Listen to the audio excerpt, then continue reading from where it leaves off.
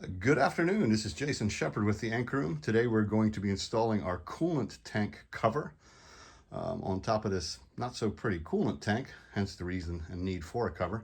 It's pretty straightforward. We're going to be using an extension, a 10mm socket, if you can still find yours, and a ratchet obviously to get that off. So if you can see back there, we have that stud sticking up. That's going to be our anchor point for this cover. And that's going to be the only thing that we'll have to do to get this installed.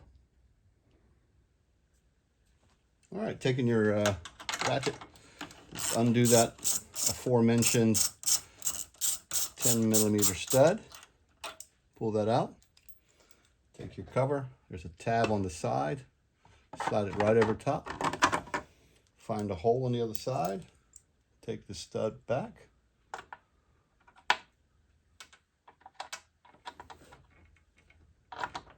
there we go.